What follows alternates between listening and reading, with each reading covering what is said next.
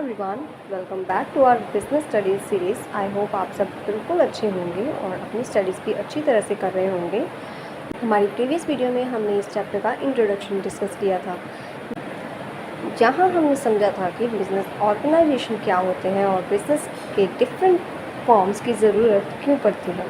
अगर आपने वो वीडियो अभी तक नहीं देखी है तो मैं आपको स्ट्रॉन्गली रिकमेंड करूँगी कि पहले से ज़रूर देख लीजिए, क्योंकि उसके बाद आज का टॉपिक समझना और भी इजी हो जाएगा। अब इस वीडियो में हम पढ़ने वाले हैं बिज़नेस ऑर्गेनाइजेशन का फर्स्ट फॉर्म, सोल प्रोप्राइटरशिप। अगर ये टर्म आपको पहली बार सुनने में थोड़ी डिफ़िकल्ट या न्यू लग रही है तो बिल्कुल टेंशन मत लीजिए। इस लेसन के एंड तक आप इस कंसेप्ट को अच्छी तरह से समझ जाएंगे और आप कॉन्फिडेंटली किसी को भी इसे एक्सप्लेन कर सकते हैं। तो चलिए बिना किसी डिले के शुरू करते हैं। Meaning of sole proprietorship. सबसे पहले समझते हैं कि सोल प्रोप्राइटरशिप का एक्चुअल मीनिंग क्या होता है। सोल का मतलब होता है एक और प्रोप्राइटर का मतलब होता है ओनर यानी मालिक। तो दोनों को मिलाकर देखें, सोल प्रोप्राइटरशिप का सिंपल सा मतलब है ऐसा बिजनेस जो सिर्फ एक ही पर्सन के द्वारा ओन, मैनेज और कंट्रोल किया जाता है। यानी बिजनेस का हर इम्पॉर्टेंट डिसीजन वही एक पर्सन लेता है, पैसे वही इन्वेस्ट करता है, बिजनेस को वही मैनेज करता है और बिजनेस की हर रिस्पॉन्सिबिलिटी भी उसी की होती है। अब सबसे इम्पॉर्टेंट बात, अगर बिजनेस में प्रॉफिट होता है तो पूरा का पूरा प्रॉफिट उसी ओनर का होता है, लेकिन अगर बिजनेस में लॉस हो जाता है तो उस लॉस को भी सिर्फ ओनर को ही बियर करना पड़ता है। उस रिस्पॉन्सिबिलिटी को शेयर करने के लिए कोई और नहीं होता। अब इस बात को एक सिंपल एग्जांपल से समझते हैं। मान लीजिए आप अपने कॉलेज के बाहर एक छोटा सा टी स्टॉल शुरू करते हैं। पैसे आप खुद अरेंज करते हैं, टी लीव्स, मिल्क, शुगर और कप्स आप खुद खरीदते हैं, टी भी आप ही बनाते हैं, कस्टमर्स को आप ही सेल करते हैं, प्राइस भी आप ही डिसाइड करते हैं और दिन के एंड में एक्सपेंसेस निकालने के बाद जो भी पैसे बचते हैं वही आपका प्रॉफिट है। लेकिन मान लीजिए किसी दिन सेल्स बहुत कम हुई और आपको लॉस हो गया। उस लॉस को शेयर करने के लिए कोई पार्टनर या इन्वेस्टर नहीं है। प्रॉफिट भी आपका, लॉस भी आपका, और इसी को सोल प्रोप्राइटरशिप कहते हैं। Features of sole proprietorship. अब इसके इंपॉर्टेंट फीचर्स को एक एक करके समझते हैं। सबसे पहले फीचर है सिंगल ओनरशिप, यानी बिजनेस का एक ही ओनर होता है। यानी बिजनेस का सिर्फ एक ही ओनर होता है, ना कोई पार्टनर होता है, ना कोई शेयर होल्डर, ना ही कोई को ओनर। बिजनेस की पूरी ओनरशिप सिर्फ एक इंडिविजुअल के पास होती है। इसी वजह से बिजनेस को मैनेज करना काफ़ी सिंपल और इजी हो जाता है। दूसरा फीचर है क्विक डिसीजन मेकिंग। क्योंकि बिजनेस में सिर्फ एक ही पर्सन डिसीजन लेता है, इसीलिए किसी मीटिंग की ज़रूरत नहीं पड़ती, किसी से अप्रूवल लेने की भी ज़रूरत नहीं पड़ती। मान लीजिए एक क्लोथिंग शॉप का ओनर नोटिस करता है कि कस्टमर्स किसी नए ट्रेंड की डिमांड कर रहे हैं। पार्टनर्स के साथ डिस्कशन करने की जगह वो ओनर तुरंत नया स्टॉक ऑर्डर कर सकता है। इसी वजह से बिजनेस मार्केट के चेंजेस के अकॉर्डिंग बहुत जल्दी रिस्पॉन्ड करता है। Full control by the owner. Products purchase करने से लेकर एम्प्लॉयज़ हायर करने तक, प्राइसेस डिसाइड करने से लेकर डेली ऑपरेशंस मैनेज करने तक, हर डिसीजन ओनर के कंप्लीट कंट्रोल में होता है। ये फ्रीडम ओनर को अपने विजन के अकॉर्डिंग बिजनेस चलाने की लिबर्टी देती है, किसी और का इंटरफेरेंस नहीं होता। अब आते हैं सबसे इम्पोर्टेंट फीचर्स में से एक पर, अनलिमिटेड लायबिलिटी। ये टर्म थोड़ी टेक्निकल लग सकती है, लेकिन इसका कंसेप्ट बहुत सिंपल है। मान लीजिए बिजनेस ने किसी बैंक से लोन लिया और किसी रीज़न की वजह से बिजनेस उसे लोन को रीपे नहीं कर पाया।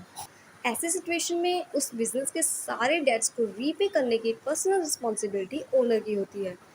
अगर ज़रूरत पड़ जाए तो ओनर की पर्सनल सेविंग्स, उसकी कार या फिर उसका घर भी बिजनेस के डेट्स रीपे करने के लिए यूज़ किया जा सकता है। इसी को अनलिमिटेड लायबिलिटी कहते हैं और ये सोल प्रोप्राइटरशिप का सबसे बड़ा रिस्क माना जाता है। आखिरी फीचर है easy to start and easy to close. क्योंकि बिजनेस में सिर्फ एक ओनर होता है और लीगल फॉर्मेलिटीज़ भी कंपैरेटिवली कम होती हैं। इसीलिए सोल प्रोप्राइटरशिप को स्टार्ट करना दूसरे बिजनेस फॉर्म्स के कंपैरिजन में काफ़ी इजी होता है।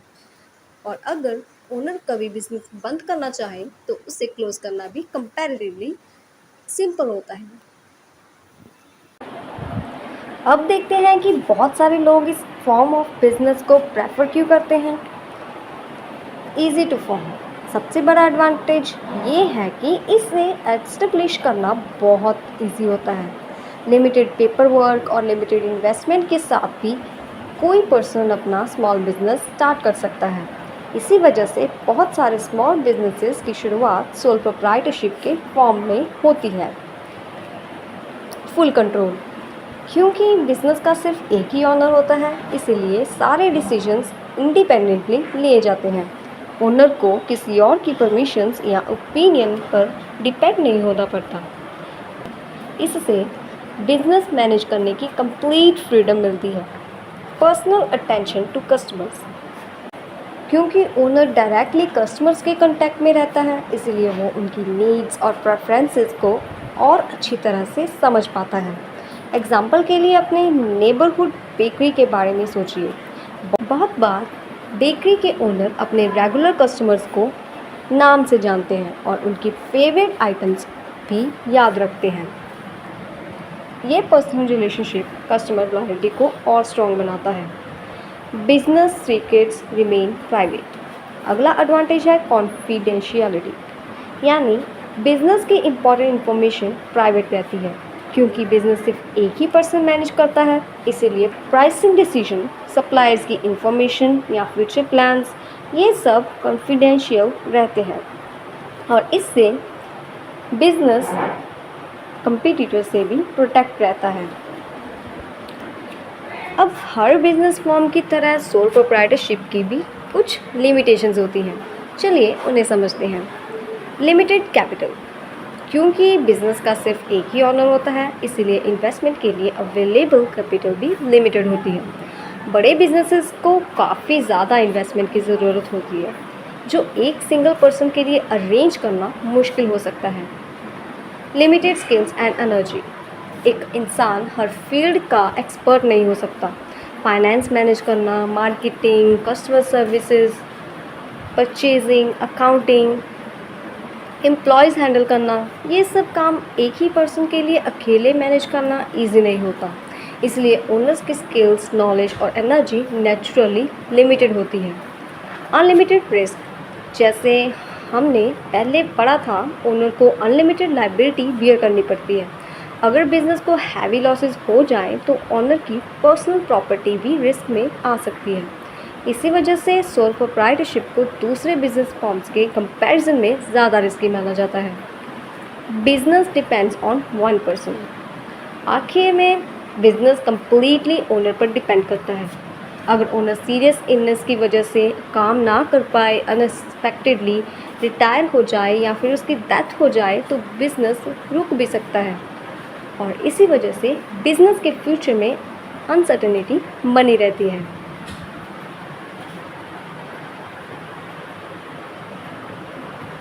अब एक बार इसके डिटेल्ड फीचर्स को क्विकली रिवाइज करते हैं। सोल प्रोप्राइटरशिप में सिर्फ बिजनेस को सिर्फ एक ही पर्सन और ओन मैनेज करता है। सारे इंपॉर्टेंट डिसीजंस ओनर खुद लेता है। बिजनेस का पूरा कैपिटल ओनर ही प्रोवाइड करता है। ओनर ही अनलिमिटेड लायबिलिटी बियर करता है। बिजनेस और ओनर की सेपरेट लीगल एंटिटी नहीं होती। और फाइनली बिजनेस का पूरा प्रॉफिट ओनर को ही मिलता है। ये सिंपल पॉइंट्स हैं, लेकिन एग्ज़ाम्स के लिए बहुत इम्पोर्टेंट है। अब इस कंसेप्ट को एक और प्रैक्टिकल एग्जाम्पल से समझते हैं। मान लीजिए समर वेकेशन में आप एक छोटा सा लेमनेड स्टॉल शुरू करते हैं। लेमन्स, शुगर, आइस और कप्स सब कुछ आप अपने पैसे से खरीदते हैं। सेलिंग प्राइस आप डिसाइड करते हैं। लेमनेड आप प्रिपेयर करते हैं। कस्टमर्स को आप ही सेल करते हैं। अगर प्रॉफिट होता है तो पूरा प्रॉफिट आपका, अगर लॉस होता है तो उसकी रिस्पॉन्सिबिलिटी भी सिर्फ आपकी। ना कोई पार्टनर, ना कोई शेयर होल्डर, ना ही कोई और। और यही सोल प्रोप्राइटरशिप का परफेक्ट एग्जाम्पल है। इसी तरह grocery shop, salons, stationery stores, local bakeries और बहुत सारे नेबरहुड बिजनेसेस भी एक सिंगल ओनर के द्वारा ही चलाए जाते हैं। वीडियो ख़त्म करने से पहले पूरे कॉन्सेप्ट को एक बार क्विकली रिवाइज कर लेते हैं। सबसे पहले ओनर कैपिटल इन्वेस्ट करता है, उसके बाद ओनर बिजनेस को मैनेज और कंट्रोल करता है, फिर बिजनेस या तो प्रॉफिट अर्न करता है या लॉस इनकर करता है, और फाइनली अगर प्रॉफिट होता है तो पूरा ओनर का होता है, और अगर लॉस होता है तो उसकी रिस्पॉन्सिबिलिटी भी ओनर की ही होती है। ये सिंपल सा फ्लो सोल प्रोप्राइटरशिप की कंप्लीट वर्किंग को एक्सप्लेन करता है। की पॉइंट्स टू रिमेंबर। अब एक बार सबसे इम्पॉर्टेंट पॉइंट्स को रिवाइज कर लेते हैं। याद रखिए, सोल प्रोप्राइटरशिप में सिर्फ एक ओनर होता है। स्टार्ट करना और क्लोज करना दोनों ईजी होते हैं। ओनर के पास बिजनेस का कंप्लीट कंट्रोल होता है, सारा प्रॉफिट ओनर को ही मिलता है और सारा लॉस भी ओनर को ही बेयर करना पड़ता है। और इसका सबसे बड़ा ड्रॉबैक है अनलिमिटेड लायबिलिटी। ये फॉर्म ऑफ बिजनेस उन स्मॉल बिजनेसेस के लिए सबसे सूटेबल होता है जहां इन्वेस्टमेंट लिमिटेड होती है और डिसीजंस भी जल्दी लेने पड़ते हैं। अगर आप इन पॉइंट्स को याद रखते हैं तो एग्ज़ाम्स में सोल प्रोप्राइटरशिप से रिलेटेड ज़्यादातर क्वेश्चंस आप कॉन्फिडेंटली आंसर कर पाएंगे। और इसी के साथ आज हमने सोल प्रोप्राइटरशिप का पूरा टॉपिक सक्सेसफुली कंप्लीट कर लिया।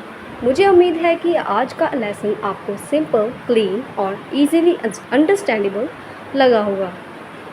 बिजनेस स्टडी तब और इंटरेस्टिंग हो जाती है जब हम हर कंसेप्ट को रियल लाइफ एग्जांपल के साथ कनेक्ट करके समझते हैं, और इसी तरह हम इस पूरे चैप्टर को भी स्टेप बाय स्टेप कंप्लीट करेंगे।